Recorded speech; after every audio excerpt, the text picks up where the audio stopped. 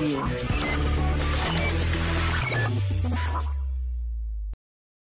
Bonjour à toutes et tous, bienvenue dans cette nouvelle et troisième session dédiée à la révision d'AZ305. On va parler stockage au niveau blob ensemble. Aujourd'hui, on va parler life cycle, access tiers, niveau d'accès. Bref, on va voir plein de concepts. On va voir dans quel cas on va choisir du blob plutôt que du file. On va voir qu'est-ce qu'une donnée structurée, non structurée, semi-structurée ensemble. Donc comme d'habitude, vous n'hésitez pas à poser des questions. Et puis on va commencer par le programme de cette session. Donc si vous vous rappelez, il y a 2 semaines, on avait parlé de design compute solution dans Azure.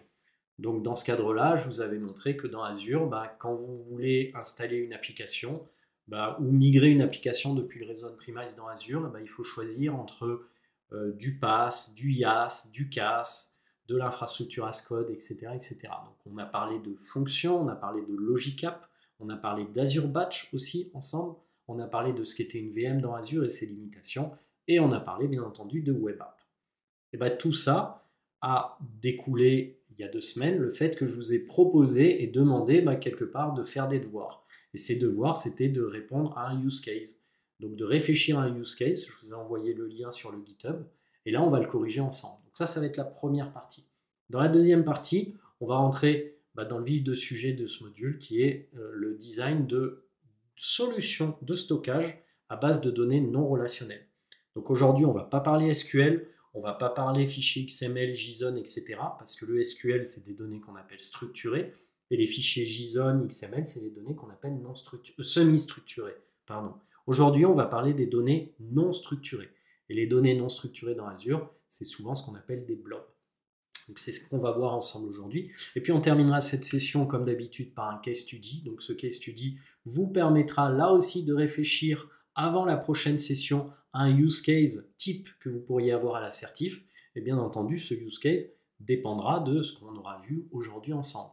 Donc le principe, c'est vous avez des devoirs qui vous permettent de continuer à travailler la révision de l'assertif entre 2 sessions Twitch.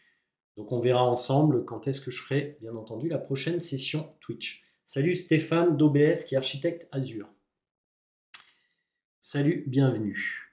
Donc les sessions, pour rappel, il y en a eu une le 8 novembre où on parlait de gouvernance, il y en a eu une le 22 novembre où on parlait de compute, et puis il y a celle-ci aujourd'hui où on parle de données non relationnelles, donc de blob dans Azure. Et c'est le 6 décembre. La prochaine session, ça sera sur les données relationnelles et ça sera tout ce qui est Azure SQL Database. On parlera de SQL Manage Instance par exemple. On verra comment se connecter à une base de données, on verra les identités managées pour accéder à cette base de données, s'authentifier sur une base de données Azure managée à l'aide de votre compte AAD, etc. Donc tout ça, ça fait partie de ce que je veux traiter avant mon départ en vacances. Donc on va essayer de faire ça en décembre, bien entendu. Comme ça, on aura déjà géré pratiquement la moitié de la Z305 en l'espace de 1 mois et demi. Alors, le case study qu'il y avait à travailler ensemble il y a 2 semaines, qu'est-ce que je vous avais proposé? Alors, la première chose, c'est qu'on va le regarder carrément sur le GitHub. Donc, dans ce case study, on vous dit que vous êtes une société qui s'appelle Tailwind Traders, que cette société elle a une application, et que cette application elle est basée sur une architecture 3 tiers. Donc, une architecture 3 tiers, c'est un front-end, un middleware, et un back-end. Donc le front-end, ils nous disent que c'est du 2IS sur une infra on-premise. Donc en gros, vous avez installé une VM ou vous avez installé un serveur physique, vous avez mis un OS Windows Server et vous avez mis 2IS dessus, le rôle 2IS. Ok, on a un middleware qui est à base de .NET avec des appels API dessus et on a une base de données SQL Server comme back-end. Ok, donc ça, c'est ce qui nous permet d'avoir déjà une idée de l'application qui est on-premise et qu'on aimerait migrer dans Azure. Le truc avec cette application, c'est que le front-end, c'est du .NET. Donc en fait, on a du .NET ici, au niveau du front-end, très bien. Et on se retrouve avec une application qui est globalement disponible à mes utilisateurs en IP public, voilà, une web app. Et cette application, elle a quand même jusqu'à 1750 users par heure qui s'y connectent. Donc c'est une application qui commence à être intéressante en termes de réponse à des requêtes d'utilisateurs. Cette application, elle, on l'a dit, fournit un service à base de 2IS, bien entendu, et au final, cette application, elle permet de récupérer les requêtes des clients sur les produits qu'ils ont achetés. Et on se rend compte que cette application, des fois, elle est lente. Elle a des problèmes à résoudre toutes les requêtes des utilisateurs. Et l'équipe IT considère que ajouter plusieurs serveurs, est-ce que ça résoudrait ou pas le problème? On ne sait pas bien, encore une fois. Ils ont réfléchi à la solution de rajouter des serveurs pour répondre à des montées en charge, pour éviter que le service rame. Mais pour l'instant, on est dans une solution on-premise et ils réfléchissent à migrer cette solution à base de front-end, back-end, middleware dans Azure. Le middleware, lui, il est derrière une logique de je vais répondre aux requêtes de mes utilisateurs et ces requêtes d'utilisateurs au support, quand l'utilisateur va vouloir se plaindre d'un produit par exemple, il va pouvoir parler à un représentant, mais on se rend très vite compte que certains utilisateurs sont frustrés de la lenteur du service, donc du site au final, et que dans ces cas-là, ils n'envoient pas forcément d'email au représentant quand celui-ci n'est pas disponible, ils se déconnectent tout simplement. Donc il y a un problème sous-jacent de latence d'accès à cet applicatif. Et on se rend compte aussi qu'on a quand même des requêtes d'utilisateurs qui peuvent aller jusqu'à 125 par heure. Ensuite, on a un back-end. Le back-end, c'est une base de données SQL. Et objectivement, on vous parle du back-end, mais il n'est pas le sujet de ce use case. On a quand même une préoccupation en tant qu'équipe admin de la haute disponibilité de mon application. Donc, dû à des contraintes réglementaires, on doit quand même avoir toutes les ressources dans une seule région. Donc là, on est vraiment dans une logique de je vais créer des ressources Azure dans une région spécifique. On n'est pas dans du multi-région. Voilà pour la présentation du produit. Dans un second temps, on vous dit que il faudrait réfléchir à une solution pour héberger notre front-end dans Azure. Et puis en parallèle de ça, il faut aussi réfléchir à une solution pour héberger le middleware dans Azure. Donc rappelez-vous, le front-end et le middleware, ils sont à base de .NET. Et donc ici, on est sur du Windows dans tous les cas de figure, puisqu'on a du serveur 2IS. Et donc il va falloir migrer cette infra on-premise dans Azure. Voilà la problématique au départ qu'on a. Donc une fois qu'on a cette problématique en tête, on va faire un petit schéma ensemble pour essayer de trouver une solution à cette problématique.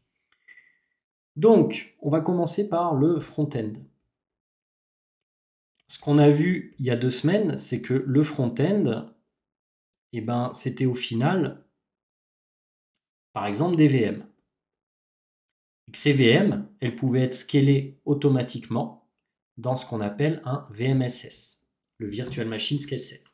Donc le VMSS, pour rappel, c'est du scaling qu'on appelle horizontal. Ça veut dire quoi du scaling horizontal, messieurs, dames? Ça veut dire que quand il y a une montée en charge, on va créer des nouvelles instances de mes VM. Donc plus il va y avoir d'utilisateurs, plus je vais créer de nouvelles VM dans mon VMSS. Donc devant le VMSS, on va avoir un Azure Load Balancer. Donc on pourrait se dire, pourquoi pas créer un front-end à base de VMSS. Le premier avantage de cette solution, c'est qu'on va pouvoir scaler ça par rapport à des métriques type CPU, RAM. Donc plus je vais avoir de CPU et RAM qui vont être utilisés sur mes nœuds de mon VMSS, plus je vais créer de nouveaux nœuds. Donc ça, c'est la première possibilité. L'avantage du VMSS, encore une fois, c'est son scaling horizontal. En plus de ça, les nœuds de mon VMSS, pour augmenter la haute disponibilité, puisqu'on vous parlait de haute disponibilité comme étant un prérequis, on va pouvoir les mettre soit dans des availability zones, soit dans des availability sets. Donc rappelez-vous, les availability zones, ça vous donne un SLA de 99,99 pour la solution, alors que les availability sets, c'est gratuit, mais ça vous donne un SLA de 99,95. Les AZ, eux, vous prémunissent contre la perte de plusieurs data centers dans une région, alors que les AS fonctionnent au niveau du data center. Moralité, avec un AS, si on perd le data center où j'ai tous mes VM, je perds toutes mes VM. Donc ça, c'est la première solution concernant le front-end. je dirais que ça peut être une bonne solution. La deuxième solution, c'est que je n'ai pas envie de m'embêter à l'administration de mes VM. Et je vais partir non plus sur un VMSS, mais sur une web app. Alors pourquoi sur une web app Azure? Tout simplement parce que c'est un service qui est managé et qui est scalable, tout comme le VMSS. Et d'ailleurs, si vous connaissez un peu la web app, si vous allez dans la configuration en termes de scaling horizontal d'une web app, vous avez exactement la même configuration et la même interface que sur un VMSS. C'est exactement la même. Sauf que dans un cas, le VMSS, c'est des nœuds que je dois maintenir, alors dans un autre cas, la web app, toute la partie scalabilité et même la partie fourniture du service est dévolue à Microsoft puisque c'est du PaaS. Donc, moi, à titre personnel, même si tout est juste, hein, rien n'est faux, entre guillemets, moi je partirais plutôt sur une logique de web app. Alors pourquoi en plus je prendrais de la web app? Parce que dans la web app, parmi les runtimes disponibles, si vous vous rappelez, comme on a vu ça il y a 2 semaines, je vous ai dit qu'il y avait du Java, il y avait du PHP, etc. Et je vous ai dit qu'il y avait du .NET. Donc en plus, on a un runtime qui fait qu'on n'aura pas besoin de rebuilder mon application, de la recréer, etc. On va pouvoir la migrer. Donc premier intérêt, je dirais, la web app, c'est la scalabilité managée par Microsoft. Le deuxième intérêt, c'est le langage natif à mon front-end on-premise qui est supporté dans Azure. Et d'ailleurs, à ce propos, pour rappel, quand on fait de la migration de workload entre le on-premise et Azure, on a le choix entre le rehost. Donc le rehost, c'est typiquement c'est du lift and shift.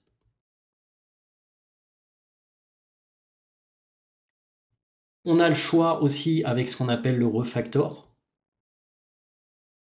Donc le refactor, pardon pour le F, le refactor c'est quoi? Ça va être typiquement, on va avoir des VM on-premise, donc du IaaS, qu'on va migrer dans Azure sous format PaaS. Et c'est clairement ce qui nous intéresse là, au travers de la web app. Donc le rehost correspond à la solution 1, le refactor correspond à la solution 2. Après, on en a d'autres. On a le réarchitecte, où on va pouvoir réarchitecturer notre application pour qu'elle soit basée sur des microservices ou sur de la containerisation. On a le rebuild, où là, on va réécrire l'application from scratch. Si on se rend compte, par exemple, que le réarchitecte est trop cher, on va carrément réécrire l'application pour qu'elle soit cloud native. Donc dans ces cas-là, ça nécessite beaucoup d'heures de développement et ça permet de vraiment utiliser tout ce qui est proposé par le cloud. Et puis enfin, on a le replace. C'est-à-dire que si c'est une application, par exemple, qui rend un service type « je réponds aux requêtes de mes clients », comme c'est notre cas à l'heure actuelle, peut-être qu'il y a d'autres éditeurs qui proposent la même application et qui la maintiennent et dont c'est la spécialité. Dans ces cas-là, on va faire ce qu'on appelle du replace. Donc le replace, c'est finalement, on ne la migre pas dans Azure, l'application, on va utiliser une solution tiers qui est proposée dans Azure pour répondre au service. Donc voilà pour le front-end. Ce que je peux vous dire, c'est baser ça sur soit une web app, soit sur un VMSS. Et puis, bien entendu, il faudra calculer le SLA associé. Alors, il y a du SLA plus ou moins grand. Par exemple, sur de l'Availability Zone, on est sur du 99-99. Sur de l'AS, on est sur du 99-95. Pareil, il faudra prendre en compte le SLA de la web app. Mais à partir de là, ça nous donnera déjà une bonne idée de ce qu'on peut faire sur ce sujet-là pour la migration du front-end. Une fois qu'on a vu la migration du front-end, on va partir sur la deuxième partie de mon sujet qui était le middleware. Middle tier, je vais même l'appeler. Allez, middle tier. Donc dans le middle tier, on vous disait plein de choses. On vous disait que vous aviez une application au final qui ramait. C'est-à-dire que les utilisateurs ils étaient mécontents parce qu'il y avait beaucoup de requêtes, mais que le middleware il n'était pas sizé pour répondre à ces requêtes, type API, etc. Donc ce qui permet au final de répondre très rapidement sans avoir à soucier de générer une infrastructure derrière, ce qui permet de faire ça dans Azure, on est dans une logique de fonction. Le principe de la fonction, c'est que on va exécuter votre code en fonction justement de trigger. Et donc le trigger, ça peut être par exemple l'envoi d'un mail. Donc, quand vous avez un support qui doit être réactif et qui doit pas ramer, eh ben, on peut très bien imaginer que le middleware va être basé sur une fonction qui va prendre en charge les requêtes des utilisateurs. Quand celles-ci vont augmenter, eh ben, automatiquement, il va provisionner les ressources pour répondre aux requêtes des utilisateurs. Donc, il va exécuter le code de plus en plus souvent en fonction du nombre de requêtes de mes utilisateurs. Ensuite, on vous disait quand même que dans le middleware, il y avait des appels API. Bah, moi, je pense que c'est pas déconnant dans le middleware de passer aussi sur une couche API. Alors, ça peut être de l'API management, par exemple. Et puis, pour tout ce qui est envoi des emails, on l'avait vu ensemble, et pour l'envoi des emails, ça peut être aussi une logic app. Donc la logic app peut se charger d'envoyer des emails quand l'utilisateur a besoin de se plaindre d'un produit qu'on lui a vendu et qu'il n'arrive pas à parler à un représentant. Mais en plus de ça, la logic app va pouvoir exécuter la fonction pour répondre à des requêtes d'utilisateurs. Voilà ce que j'avais à vous dire et voilà ma proposition de solution par rapport au use case qui vous était proposé. Voilà messieurs, dames, j'espère que ça vous paraît plus clair. Donc à partir de là, on va switcher sur mon autre écran et cette fois... Alors j'ai une question, quelle est la solution pour la sauvegarde pendant la migration? Alors, on ne vous parlait pas de sauvegarde à ma connaissance. Si je relis un peu, on ne vous parlait pas de sauvegarder durant la migration les ressources. Si tu fais du lift and shift, Itacus, eh ben, je dirais que c'est un copier-coller de VM, le lift and shift. Donc dans ces cas-là, il n'y a pas de notion de sauvegarde, puisqu'en fait, tu vas installer un agent sur ta VM on-premise. Cet agent, il va répliquer le disque dur virtuel de ta VM dans une machine virtuelle Azure. Pour ce faire, on vous propose d'utiliser Azure Migrate. Donc ça, c'est dans le cas du lift and shift. Par contre, si c'est dans une logique de refactoring, ce qu'on vous propose, c'est là aussi d'installer un agent et de passer par Azure Migrate pour faire du IaaS vers le PaaS. Pour répondre quand même à ta question, quelle est la solution pour la sauvegarde pendant la migration? Si c'est la sauvegarde de ta ressource, on vous conseille, si ta ressource à sauvegarder, c'est une VM on-premise, on vous conseille d'utiliser un serveur qu'on appelle le serveur ABS, Azure Backup Server. Donc ce serveur, tu l'installes on-premise, il déploie un agent sur tes VM, et cet agent, il va backuper tes VM dans Azure. Donc ça peut être une solution. Et pareil, si tu as besoin juste de sauvegarder des fichiers, des dossiers, dans ces cas-là, il y a un autre agent qu'on vous propose d'installer, qui est l'agent Mars, comme la planète Mars, Microsoft Azure Recovery Service Agent. Et là, par contre, c'est que pour du Windows et c'est que pour des fichiers, des dossiers. Donc dans notre cas, si vraiment on veut, avant la migration, sauvegarder nos VM à migrer dans Azure, dans ces cas-là, on vous conseille d'utiliser Azure Migrate et, pour la migration et ABS, un serveur ABS, pour déployer un agent pour backuper tes VM dans Azure. Voilà, j'espère avoir répondu à ta question. Si ce n'est pas clair, n'hésite pas à le dire dans le chat. Voilà pour le use case. Il est quoi? Il est déjà 6 heures. Et c'est parti. Donc, rappelez-vous, avant qu'on rentre dans le vif du sujet, pour tous les use cases, pour tous les documents d'architecture que vous allez mettre à disposition de vos utilisateurs dans votre entreprise, etc. Quand vous créez un document d'architecture dans Azure, quand vous designez une architecture, pensez au Well Architect Framework, au fameux WAF, qui est basé sur la fiabilité de votre infrastructure. Qu'est-ce que je fais quand il y a une défaillance dans Azure, par exemple? La sécurité, comment je sécurise et je protège l'accès à mes applicatifs que je mets dans Azure. L'optimisation des coûts, ça c'est un gros enjeu, le FinOps. L'excellence opérationnelle, comment je m'assure que mon maintien en condition opérationnelle de mon infrastructure est toujours efficiente. Donc au final, le monitoring est un point, la supervision est un point très important. Et enfin, l'efficacité au niveau des performances, c'est-à-dire comment je m'assure qu'à tout moment, mes utilisateurs ont un service qui répond rapidement et non pas justement à se plaindre de ce service. Un dernier point aussi, pendant qu'on parlait d'efficacité des performances, par rapport au use case, il va falloir monitorer aussi qu'on répond bien dans les temps en termes de latence à mes utilisateurs. Donc il va falloir monitorer l'applicatif, le middleware. Et dans ces cas-là, pour rappel, vous avez un service qui s'appelle Application Insight qui va vous permettre de monitorer les accès à vos applicatifs que vous allez mettre dans le cloud. Ce qui permettra d'être tout de suite au courant s'il y a des variations de performance et de savoir si la variation de performance est due au front-end, au back-end ou même au middleware. Voilà par rapport à mon use case. Allez, maintenant qu'on a vu use case, et cette fois, on rentre vraiment dans le vif du sujet. Et donc, aujourd'hui, ce qu'on va voir ensemble, c'est les considérations à prendre en compte dès l'instant où vous allez déployer des storage accounts dans Azure. Donc, pour rappel, un storage account dans Azure, c'est un disque dur qui va contenir vos données. Ces données, justement, elles peuvent être de plusieurs types dans un storage account. Donc, on a le support dans un storage account de 3 types de données. Les données structurées, semi-structurées et non structurées. Donc les données structurées, typiquement, on va se retrouver avec des bases de données SQL. Vous savez qu'une base de données SQL, c'est des lignes, des colonnes, des clés, des valeurs. C'est le langage SQL, donc select, étoile, from table, etc. Tout ça, c'est des données structurées.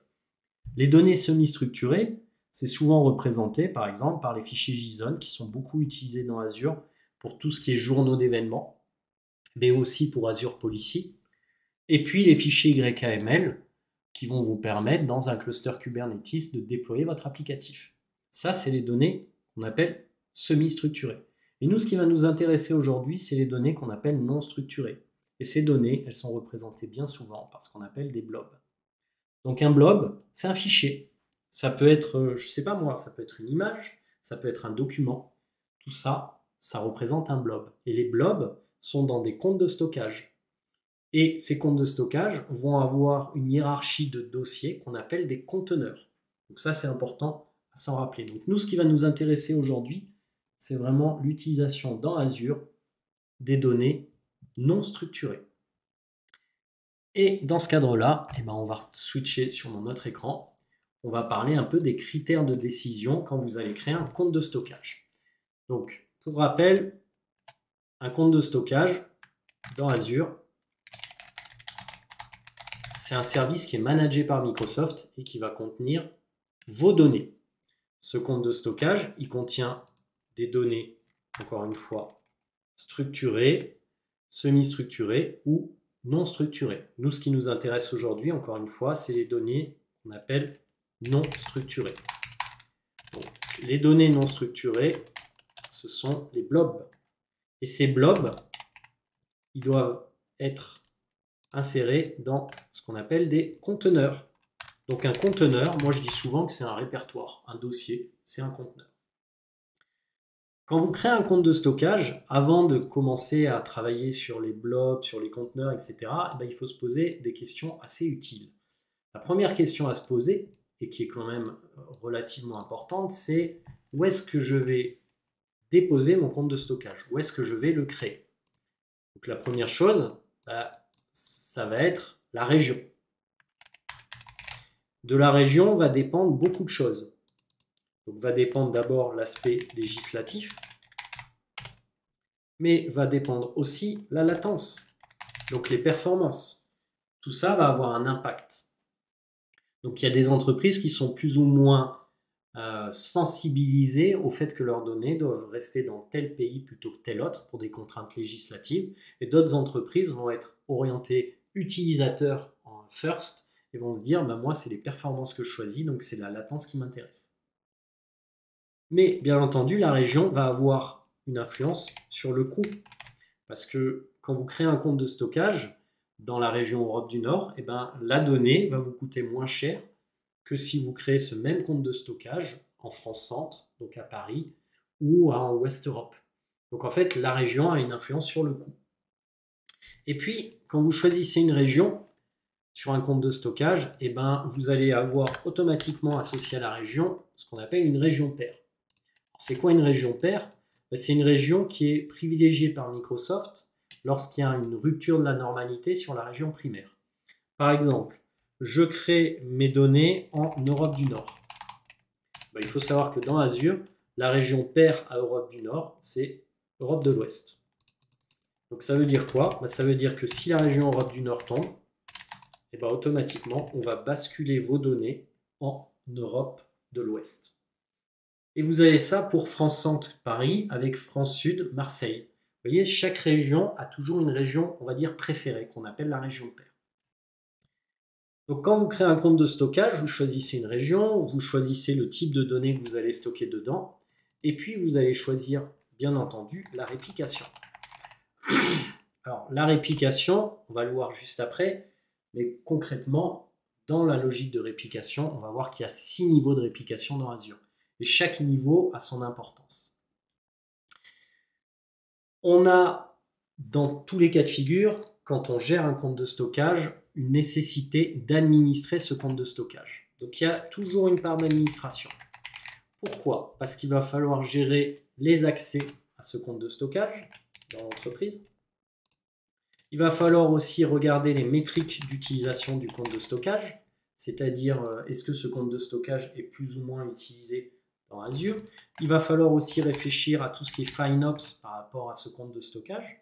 Est-ce que je ne dois pas réserver des données sur mon compte de stockage? C'est ce qu'on appelle les réservations sur 1 ou 3 ans pour payer moins cher la solution globale. Et puis, bien entendu, dans la partie administration, il y a la partie sécurité, grosse partie qu'on va voir ensemble un peu plus tard. Donc si on revient maintenant à la réplication d'un compte de stockage, je vous ai dit qu'il y avait 6 niveaux de réplication possibles. Alors, le premier niveau, c'est ce qu'on appelle le LRS, le Local Redundant Storage. Donc dans le Locally Redundant Storage, vous allez avoir 3 copies de la donnée. D'ailleurs, à la limite, je vais même le marquer, ça peut être pas mal. Vous allez avoir 3 copies de la donnée en synchrone, en règle générale, dans un même data center. Donc ça, c'est le LRS. Je vais avoir un data center et je vais avoir 3 copies de la donnée à un instant T qui va être faite en synchrone dans 3 endroits du même data center. Donc le LRS, c'est ce qu'il y a de moins cher, mais si vous perdez le data center, quelque part, vous perdez les données associées. Donc ça, c'est le LRS. Deuxième possibilité, le ZRS. Donc dans le ZRS, pour rappel, c'est Zone Redundant Storage. Et dans le ZRS, on va avoir là aussi 3 copies de la donnée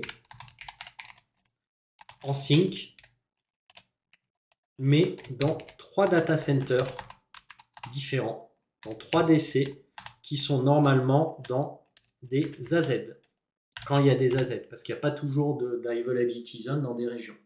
Mais si on a une région avec 3 DC, alors en ZRS, on va avoir la même donnée qui va être stockée dans 3 data centers différents de la même région.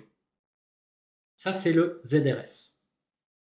On a aussi ce qu'on appelle le GRS en termes de réplication. Donc le GRS, là, cette fois, on ne va pas avoir 3 copies de la donnée, on va en avoir 6. Donc on va avoir 6 copies. Et dans les 6 copies, on va avoir du LRS dans la région primaire, plus du LRS dans la région secondaire.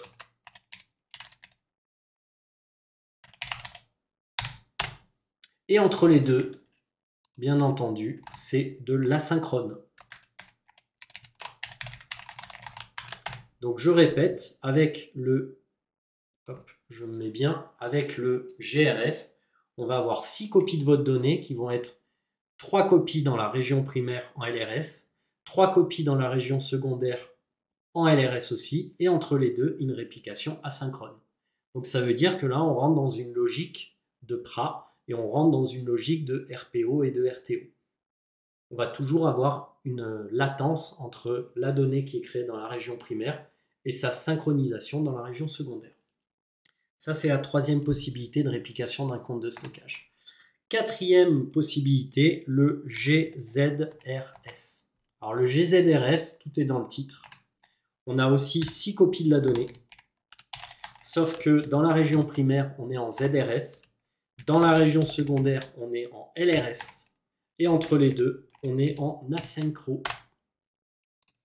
Ça, c'est le GZRS. Donc le GZRS est plus cher que le GRS, que le ZRS ou le LRS. Pourquoi? Parce qu'on va avoir 3 copies en ZRS dans la région primaire, 3 copies asynchronisées dans la région secondaire en LRS. Et je vous ai dit qu'il y avait 6 niveaux de réplication. Et bien les 2 derniers niveaux de réplication, c'est ce qu'on appelle les read access. Alors les read access, c'est quoi? C'est que concrètement, vous allez pouvoir en RA-GRS, donc je vais marquer RA-GRS, ou alors RA-GZRS, vous allez avoir à chaque fois la possibilité d'accéder en lecture à tout moment à vos données de la seconde région. Donc on parle bien de lecture des données qui sont en cours de synchronisation ou synchronisées dans la seconde région. Pourquoi je vous dis ça? Parce que qu'est-ce qui se passe en cas de basculement? Parce que ça, c'est une vraie question. S'il y a une rupture de la normalité sur une région primaire, qu'est-ce qui se passe?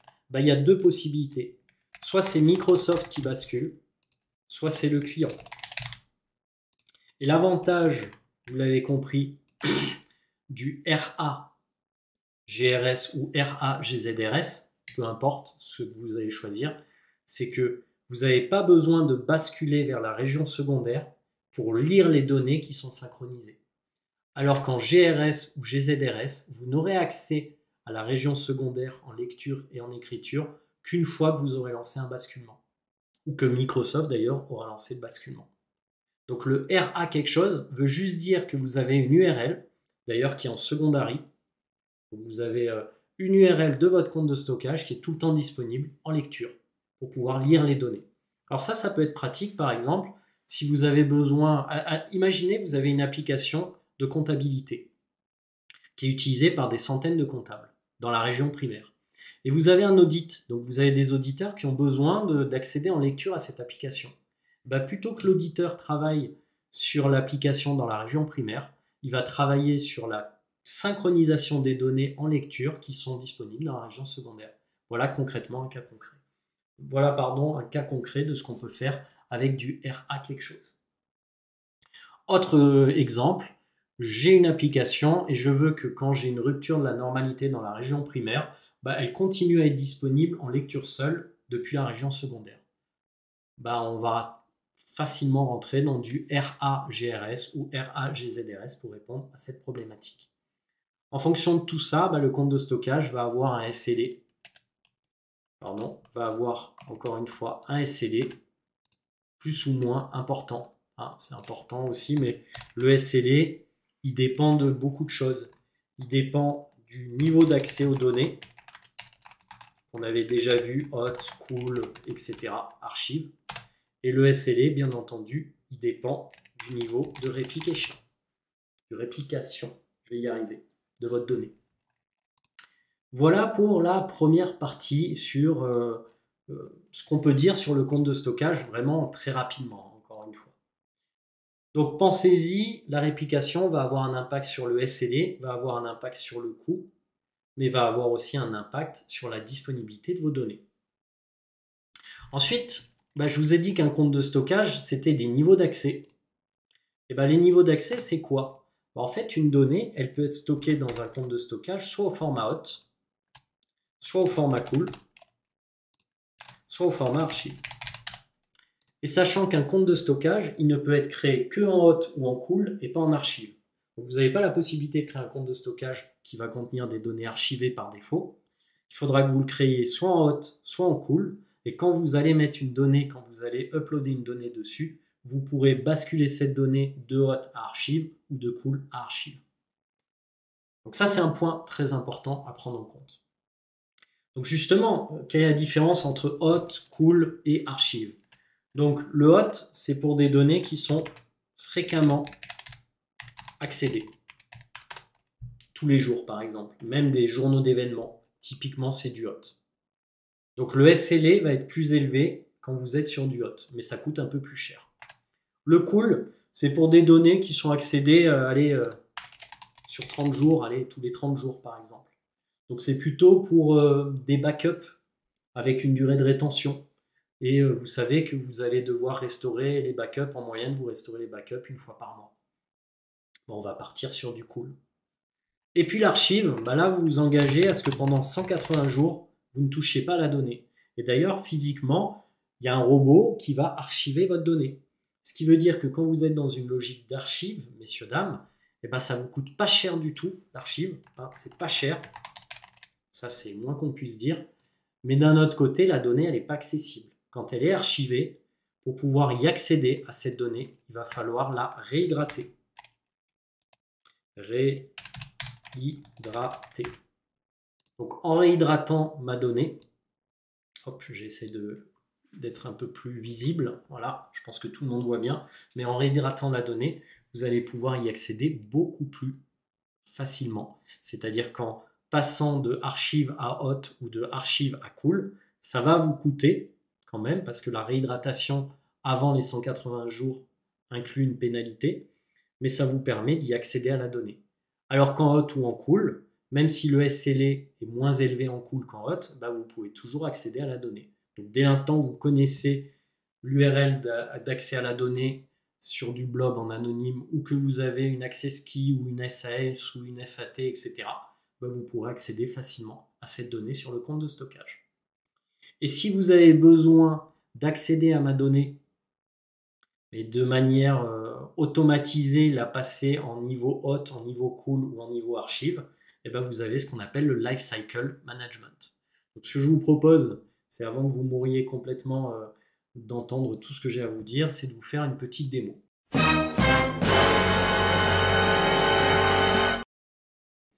De tout ce que je viens de vous raconter. Donc là, je suis dans un groupe de ressources. Je vais choisir de créer un storage compte. Voilà. Et au moment de créer un compte de stockage dans Azure, et ben, qu'est-ce que je choisis? Je choisis le groupe de ressources, bien entendu. Je vais donner un nom unique à ce storage account. Voilà. Pourquoi? Parce qu'il va créer des noms de domaine par rapport au type de données que je vais héberger. Du blob.core.windows.net, du queue.core.windows.net, du table pour les bases de données .core.windows.net et du file.core.windows.net pour tout ce qui est Azure File, partage réseau. Et là, vous voyez, je vais choisir le niveau de réplication parmi les 6. Donc là, on a les 4 premiers. LRS, GRS, ZRS, GZRS. Et puis, on a après les 2 autres niveaux de réplication pour le read access. Et je vous ai dit que quand on crée un storage account, on doit décider s'il est en hot, en cool. Et ben, c'est ici que ça se définit. Là, je vais le définir par défaut en hot. Ça veut dire quoi par défaut en hot? Ça veut dire que dès que je vais uploader un blob, il sera toujours en hot.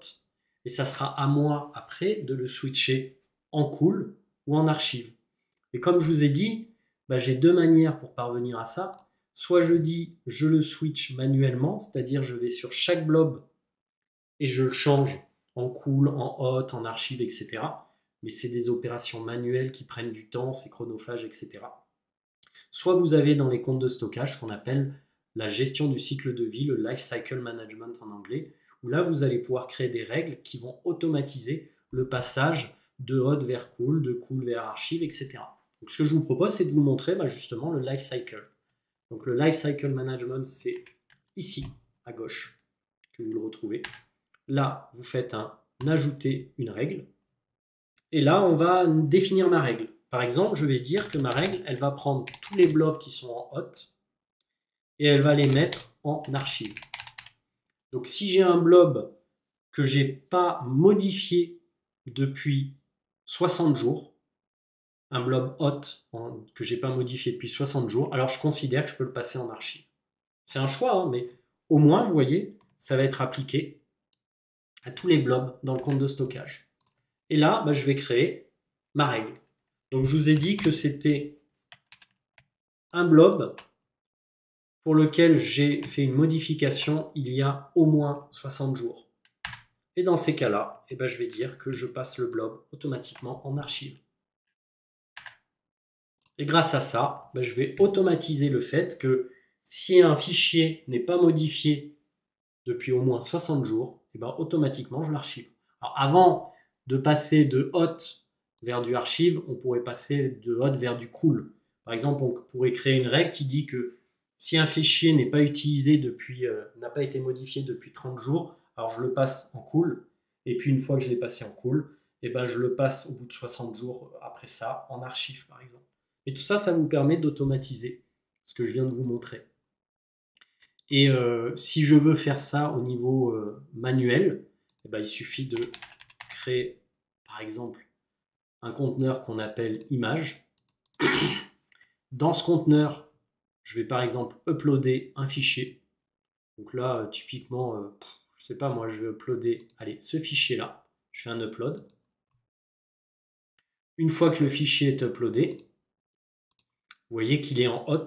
Pourquoi il est en hot? Parce que j'ai créé un compte de stockage en hot. Dans ces cas, je choisis le fameux blob, je fais un change tiers et je peux le passer en cool ou en archive. Et si je le passe de hot vers archive, ça veut dire que dans quelques instants, mon blob ne sera plus disponible. Et dans ces cas-là, il suffira que je sélectionne mon blob, que je fasse un change tiers, mon blob qui était en archive, que je passe en hot ou en cool, en fonction de ce que je choisis, et que je configure la réhydratation. Et là, une fois que ma donnée aura été réhydratée, je pourrai y accéder sans aucun problème. Voilà pour le Lifecycle Management. Est-ce que vous avez des questions? On a vu beaucoup de choses déjà, je commence fort, mais voilà. Pas de questions particulières pour l'instant, c'est que je dois être clair. Ok, donc si pas de questions, écoutez, je continue. Maintenant, on va parler de ce qu'on appelle le stockage immutable. Alors, moi, je pense que cette fonctionnalité, elle est très utile pour les entreprises. Quel est le principe d'abord de l'immutable? Le principe, il est simple. Si je suis attaqué dans mon réseau et qu'on décide de cryptoloquer mes données, la première chose que vont faire les attaquants, et je vous parle d'expérience, c'est qu'ils vont supprimer les backups et après, ils vont commencer à chiffrer via des stratégies de groupe les postes de travail, les serveurs de votre entreprise, etc. Mais en règle générale, ils arrivent, ils suppriment les backups pour vous empêcher de revenir à un état où vous n'étiez pas piraté. Ou s'ils ne suppriment pas les backups, à minima, ils vont les chiffrer. Mais en règle générale, c'est plutôt une suppression de backup. Et c'est là où rentre en jeu ce qu'on appelle le stockage immuable ou immutable en anglais. Donc le stockage immutable, c'est quoi? C'est basé d'abord sur deux types d'immutable. Alors d'abord, c'est quoi l'immutable? L'immutable, c'est qu'on va créer une stratégie de rétention qui va faire que tant qu'elle a lieu, cette stratégie de rétention, vous pouvez ni supprimer, ni modifier ce qui est stocké sous format blob. Donc, suppression ou modification impossible quand vous êtes dans une stratégie d'immutable. Vous pouvez créer des nouveaux blobs, ça, il n'y a pas de souci, mais vous pouvez ni en supprimer, ni en modifier. C'est ça le principe de l'immutable. Et moi, je compare souvent ça à imaginer, on va graver dans la pierre les 0 et les 1 qui correspondent à votre fichier. Donc, imaginez, je vais faire ça pour que ça soit définitif. Et vous ne pourrez pas altérer ma donnée. C'est ça l'immutable. Et quand on vous parle de stratégie immutable, il y a deux types de stratégies. La stratégie basée sur le temps et la stratégie de conservation légale. Alors la stratégie basée sur le temps, on va commencer par celle-là. Là, vous allez définir par exemple un nombre de jours qui devra être atteint pour que le blob soit supprimable ou modifiable. Avant ça, donc entre 0 et 7 jours, vous ne pourrez pas ni modifier ni supprimer les blobs. Ce qui veut dire que si vous avez une attaque le lundi et que vous avez défini de l'immutable jusqu'au lundi suivant, vous avez une semaine pour récupérer la sauvegarde, par exemple sous format blob que vous aviez dans Azure, et la restaurer à un état antérieur. Parce que l'attaquant, quand bien même il aurait des accès dans Azure, il ne pourrait ni remplacer ni modifier le blob. Pendant la durée, bien entendu, des 7 jours. Après les 7 jours, ça change. Et au niveau du legal hold, c'est quoi? C'est la conservation légale. Et en gros, on va stocker des données immutables jusqu'à ce que la conservation légale soit explicitement levée. Donc tant que vous l'avez appliqué, eh ben, il n'y a ni modification ni suppression, mais le jour où vous la modifiez dans l'interface Azure, eh ben, alors dans ces cas-là, le blob devient modifiable ou supprimable. Voilà le principe. Donc soit c'est basé sur le temps qui passe, soit c'est basé sur une option que vous activez ou désactivez. Et là, on rentre dans une conservation juridique pour la conservation légale, bien entendu. Voilà pour l'immutable. Est-ce que vous avez des questions? Non, pour l'instant, je suis clair. Il nous reste une petite demi-heure. On est dans les temps, hein. Pour l'instant, je n'ai pas explosé le timer. Non. Eh bien, écoutez, je continue. Donc, on a parlé blob. C'est bien, c'est important. Mais il n'y a pas que ça qui contient des données non structurées dans Azure. Vous avez aussi la possibilité d'utiliser ce qu'on appelle Azure File. Oula, File et pas FIS. Donc Azure File, c'est quoi? Bah, c'est du partage SMB ou NFS. Donc en SMB ou en protocole NFS. Alors, pour rappel, hein, le SMB, c'est le partage réseau à la sauce Microsoft. Hein. Et le NFS, Network File System, je crois, de mémoire, c'est aussi un type de partage. Alors, dans Azure File, comme c'est un service managé, bah, vous êtes sur du NFS en 4.1. Alors que si vous utilisez une VM qui va proposer ce type de partage, bah, ça dépendra de l'OS que vous avez sur la VM qui vous permettra d'avoir telle version de NFS ou telle version de SMB à disposition. Avec Azure File, comme c'est un service qui est managé, bah, vous avez un service qui est dédié au partage.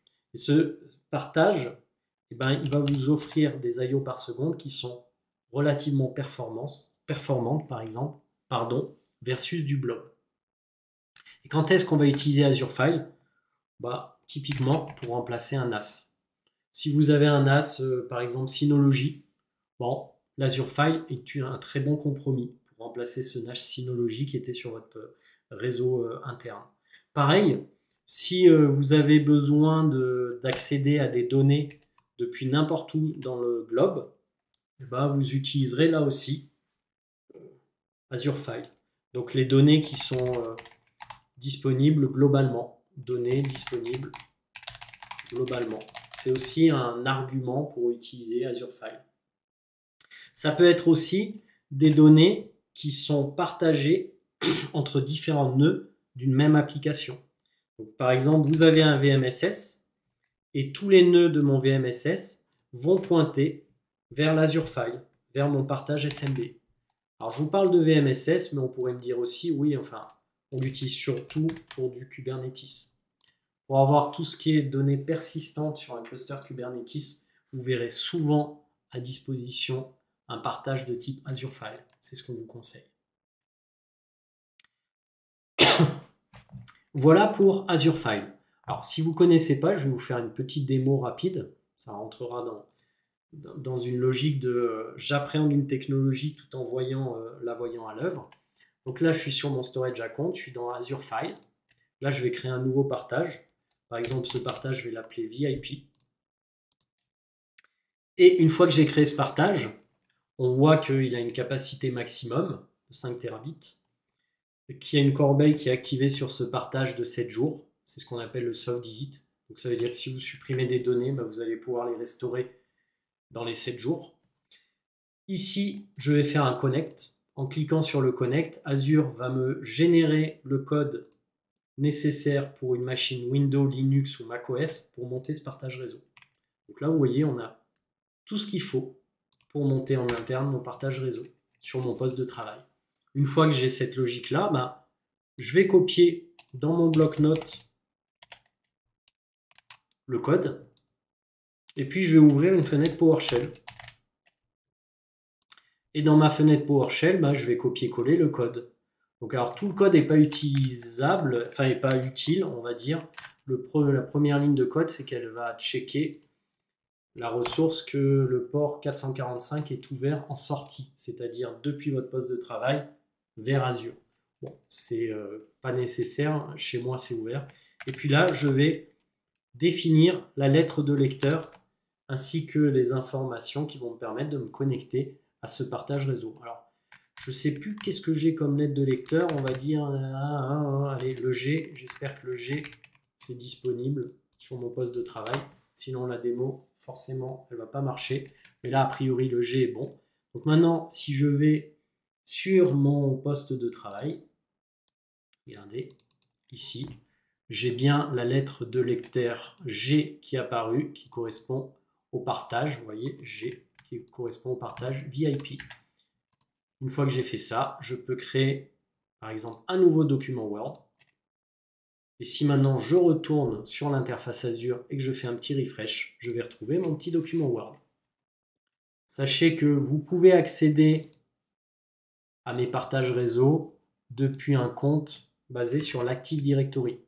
Ça, c'est très intéressant, c'est-à-dire que vous allez pouvoir conserver les permissions NTFS et partage réseau que vous aviez on-premise dans une logique de synchronisation de vos partages dans Azure. Donc là, on rentre sur un autre produit qu'on appelle Azure File Sync, qu'on ne verra pas ensemble aujourd'hui. Mais la logique à avoir là-dedans, c'est je vais pouvoir utiliser un compte Active Directory ou un compte ADDS, donc de l'Azure AD, pour pouvoir accéder à mon partage réseau qui est managé par Microsoft dans mon storage account. Voilà ce que j'avais à vous dire sur ce sujet. J'ai une question, tu vas parler de ANF, Philippe? Non, je ne vais pas en parler du tout. Ce n'est pas du tout au programme. Est-ce que vous avez d'autres questions sur le sujet? Messieurs, dames, sur le sujet partage, est-ce que j'ai été clair jusqu'à présent? Est-ce que vous avez besoin d'une petite pause de 3 minutes? Ou est-ce que ça va pour tout le monde? Dites-moi tout. Pause, pas pause nécessaire? Pour le moment, tout va bien, ça va. Donc au final, c'est moi qui avais besoin d'une pause. En fait, j'ai essayé de vous... Vous savez, je ne sais pas si vous avez vu le film Inception. J'ai essayé de vous souffler une pause. Donc voilà, parce que j'en avais besoin d'une. Mais j'ai bien noté que c'était pas votre cas. Va chercher ton café. Non, je vais boire un coup, parce que là j'ai la voix. Je bois un coup et on continue. Soit dit en passant, on a presque terminé ce que je voulais gérer avec vous, ce que je voulais voir avec vous aujourd'hui. Allez, maintenant qu'on a vu les partages réseau, on va parler de ce qu'on appelle les manage disques. Donc les manage disques, c'est une forme de compte de stockage. Donc c'est en français, c'est les disques gérés. Alors, les manage disques, d'abord, ce qu'il faut retenir, c'est que c'est pour les VM. Et c'est d'ailleurs ce qui est fourni par défaut lorsque vous créez une VM, on vous crée un manage disque. Le principe d'un manage disque, c'est qu'il a plus ou moins de performance. Donc en gros, il y a la version standard, premium. Vous avez même ce qu'on appelle les ultra disques qui ont des performances en termes d'IOP par seconde et de latence qui sont fabuleuses. Bref, les manage disques, c'est des disques qui sont utilisés par les VM avec des niveaux de performance différents qui peuvent aller, alors je crois avoir vu passer ça, à vérifier pendant que je parle, mais il me semble, jusqu'à présent, on avait une limite de 32 Teraoctets sur les disques de vos VM, et maintenant on est à 64 Tera. C'est relativement récent. Vérifiez pendant que je parle, on ne sait jamais, des fois que je me trompe, mais je crois que maintenant, la taille maximum du disque, c'est 64 Tera. Donc un manage disque, ça permet d'avoir un disque VHD qui est managé par Microsoft. Théoriquement, je dis bien théoriquement, vous n'avez pas accès au disque VHD. Au contraire d'un storage account, quand vous aviez un conteneur VHDS avec les VHD de vos VM dedans, que vous pouviez accéder à l'aide de l'Access Key, d'une SAS, d'une SAT, etc. Avec un manage disque, théoriquement, vous n'avez pas accès au VHD.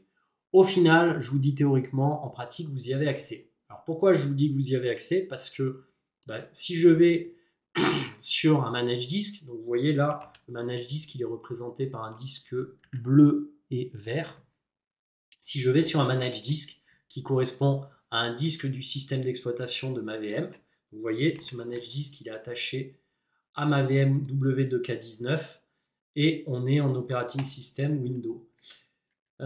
Et c'est bien du du 64 Tera. Merci. Sur du SS2 Premium V2, c'est ce que j'avais dit. Merci Flo d'avoir confirmé.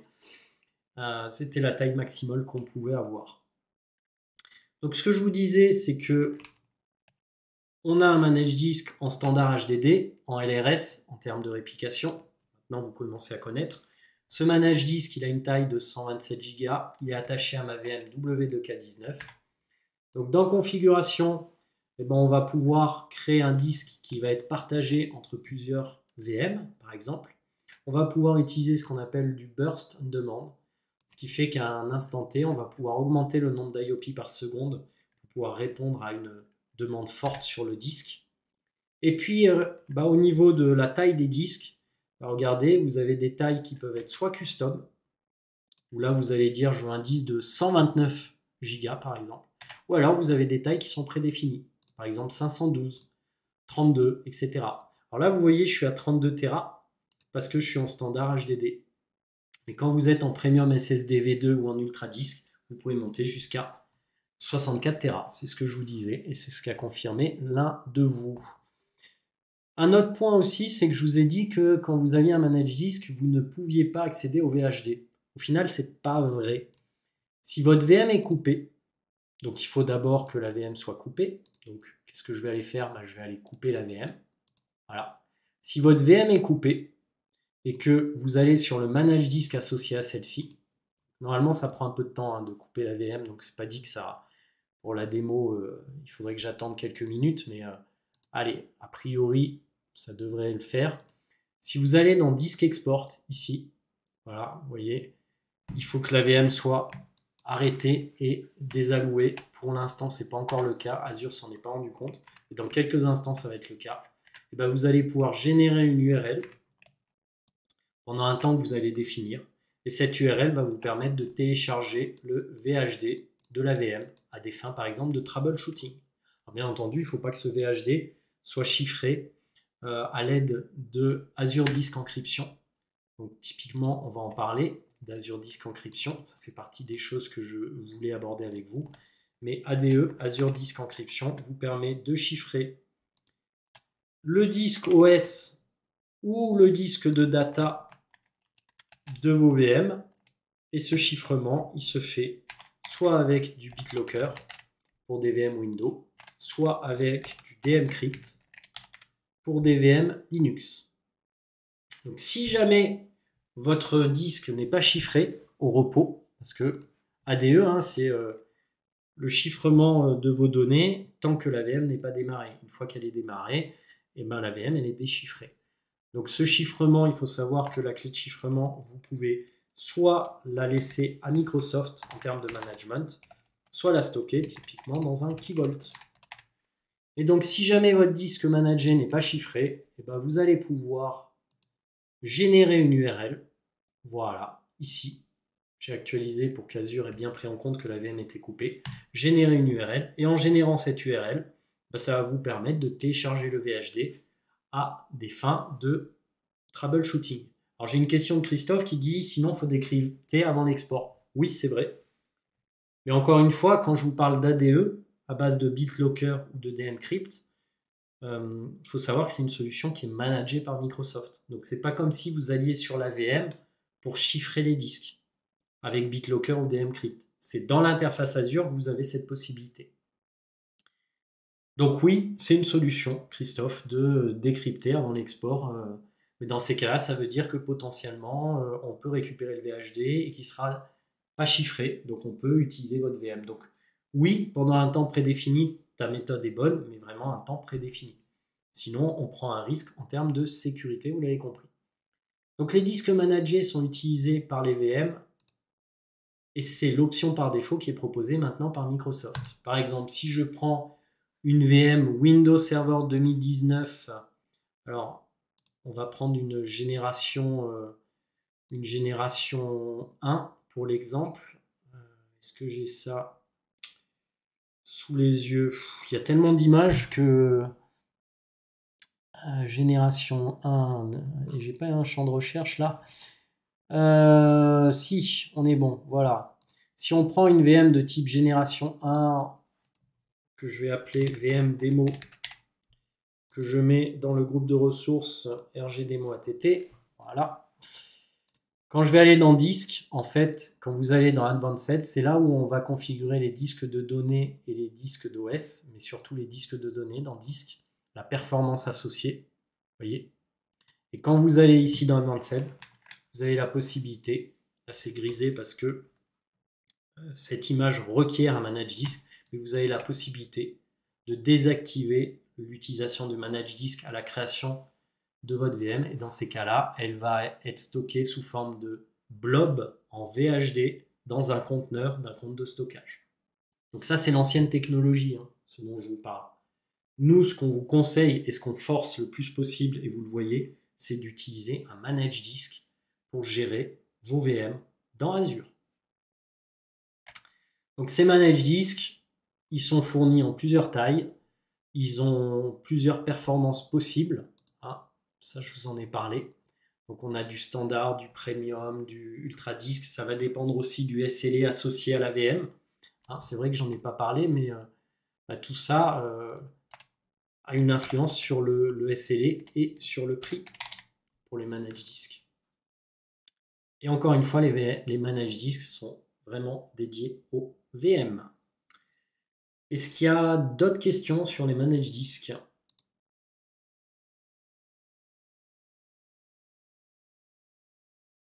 Non, c'est tout bon. Donc, un manage disk peut être partagé, on l'a vu, entre plusieurs VM. Je ne l'avais pas noté, hein, mais je vous l'ai montré dans l'interface, mais je ne l'avais pas noté. Il y a de l'ultra 10, du premium, du standard HDD, du standard SSD, etc. Et ben, on va terminer cette session par parler sécurité d'un storage account. Donc la sécurité dans un storage account, c'est un sujet hyper important. Donc là, on va avoir une revue ensemble de tout ce qui vous permet de sécuriser l'accès à votre storage account. Donc la première chose, c'est d'utiliser les access keys. Vous savez, les fameuses clés d'accès. Ça fait partie pour un storage account d'une sécurité de base à implémenter. Les access keys qui sont au nombre de 2, que vous pouvez visualiser, que vous pouvez déclencher une rotation en cas de compromission d'une des 2 clés, etc., etc. Ça vous donne accès à l'intégralité du storage account. Deuxième possibilité, on peut passer sur des SAS ou des SAT. Donc pour rappel, hein, ça normalement vous le connaissez si vous avez suivi la 104, mais les shared access signature, ça vous donne accès à certains services du storage account avec certains droits pendant un certain temps, suivant certaines IP et certains protocoles, HTTPS ou HTTP. Donc ça, c'est la SAS. Et la SAT, elle fonctionne au niveau du conteneur. C'est le même principe que la SAS, sauf qu'en plus, on a la possibilité de déléguer l'utilisation, le renouvellement de la clé à celui à qui on fournit la clé. Donc la fameuse SAT. Donc ça, c'est la SAT.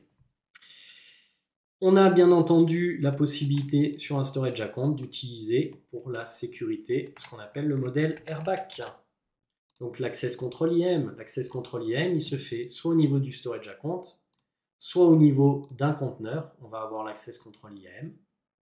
Et puis, bien entendu, pour terminer, au niveau du blob, on a la possibilité de générer une SAS. Parce que je vous ai montré une SAT au niveau d'un conteneur, au niveau du storage account, une SAS, mais on peut aussi générer une SAS au niveau d'un blob. Voilà pour la première partie, c'est-à-dire l'accès à mon storage account. Deuxième partie, comment je gère les flux réseau au niveau de mon storage account. Et ben, tout simplement en allant dans la partie networking. Et là, vous avez un firewall qui est à disposition. Donc, par défaut, on vous laisse un accès public à votre storage account. Ça, c'est un point important. Hein. Tout ce qui est firewall. Donc, il y a un accès public qui est à disposition. Mais vous allez pouvoir utiliser, bien entendu, les private endpoints au travers du service Private Link pour accéder en adressage privé donc private IP, à votre storage account. Et puis, on va utiliser aussi ce qu'on appelle le service endpoint pour rendre accessible dans notre infrastructure au travers d'un subnet l'accès à votre storage account. Donc tout ça se configure ici, que ça soit au niveau du private endpoint, que ça soit ici au niveau de l'intégration via le service endpoint à un subnet qui fait partie d'un VNet. Et puis vous avez un firewall qui vous permet, bien entendu, en fonction des IP, de dire voilà, moi j'accepte ou pas telle connexion. Donc ça, c'est une autre possibilité qui vous est offerte de sécuriser l'accès à votre storage account. Bien entendu aussi, vous allez pouvoir gérer le chiffrement au repos de vos données au travers du service qu'on appelle SSE, Storage Service Encryption. Donc SSE, c'est le chiffrement au repos, at rest, de vos données. Et le SSE, lui, il vous permet de stocker vos données chiffrées au repos. Et cette clé de chiffrement-déchiffrement, qui est symétrique, vous pouvez soit la laisser à Microsoft en termes de management, soit la stocker dans un key vault. Et dans ces cas-là, être plus maître de votre clé. Vous voyez, ça se fait ici, Microsoft Manage Key ou Customer Manage Key. Et là, on vous propose de sélectionner un key vault. Est-ce que vous avez des questions par rapport à tout ce qu'on a vu? Alors, Itacus, tu parlais d'une clé BitLocker. La clé BitLocker, alors je sais peut-être que tu as parlé tout à l'heure et je suis désolé, je n'ai pas vu ton message, mais la clé BitLocker d'ADE, si tu parles de où est-ce qu'on peut mettre cette clé qui est utilisée dans Azure Disk Encryption pour chiffrer mes managed disks, et ben cette clé-là, tu peux la stocker aussi sur un key vault. Tu peux la laisser manager par Microsoft, mais tu peux aussi la stocker dans un key vault. C'était un point important par rapport au managed disk, si c'était ça ta question. Un dernier point sur le managed disk, c'est que avec ADE, justement, par rapport à ta question Itacus, il faut savoir que vous pouvez stocker, donc chiffrer, excusez-moi, au repos, l'OS et les datas, mais c'est au minimum l'OS que vous devez chiffrer avec ADE avant de pouvoir chiffrer les données, les disques de données. C'est-à-dire qu'on ne peut pas arriver et dire bah, moi je ne chiffre pas l'OS, mais je chiffre les disques de données. C'est d'abord vous chiffrez l'OS et ensuite vous pouvez avec ADE chiffrer les volumes de données. Voilà ce que j'avais à vous dire par rapport à ça. Il faut, avant de partir, que vous remplissiez bien entendu le questionnaire d'enquête et un autre point aussi, que vous commenciez à travailler sur le dernier case study. Et le dernier case study, je vous l'affiche ici, c'est le case study sur les données qu'on appelle non structurées, donc les blobs. Et là, il y a un cas où vous êtes une société qui s'appelle Tailwind Traders, comme d'habitude. Vous voulez réduire le coût de vos données, de stockage de vos données, et vous avez des données qui sont à destination du marketing, donc tout ce qui est média, les photos de vos produits, les vidéos, etc. Vous avez des données corporate qui sont critiques pour votre société.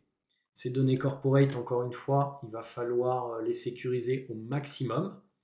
Et puis, on vous demande de définir quels sont les types de données qui sont représentés entre médias, marketing, corporate, etc. Quels sont les facteurs que vous allez prendre en compte pour designer la solution de stockage finale? Donc, est-ce que vous allez partir sur de l'Azure File, sur du blob, sur du table? Pareil, est-ce qu'on va utiliser du niveau d'accès au niveau blob? Est-ce que vous allez partir sur du cool, du hot, de l'archive, etc. Allez-vous utiliser l'immutable par rapport aux prérequis dans ce use case? Et puis, comment les données vont être sécurisées? Donc là, on rentre dans typiquement ce qu'on vient de voir, le private endpoint, les SAS, les SAT, le service endpoint, etc., etc. Donc, je vous envoie l'URL pour le use case avant d'oublier. Parce que vous voyez, je vous avais envoyé l'URL pour le feedback, mais pas pour le use case. Donc, n'hésitez pas à travailler ce use case pour la prochaine fois. On le corrigera bien entendu ensemble. Et cette fois, on attaque la conclusion. Je vous souhaite à toutes et tous une bonne soirée. Portez-vous bien, révisez l'assertif. L'assertif, comme je dis souvent, elle est méritée, elle n'est pas donnée. Donc si vous avez votre certif et que vous avez travaillé, c'est que vous l'avez mérité. Il est très facile sur Internet de récupérer les questions type certif, mais l'intérêt en suivant mes sessions, c'est d'apprendre et non pas d'apprendre par cœur les questions que vous aurez à l'assertif. Donc révisez bien, n'hésitez pas si vous avez des axes d'amélioration à me les mettre dans le questionnaire d'enquête et je vous souhaite à toutes et tous une bonne soirée. À bientôt, salut! Preview.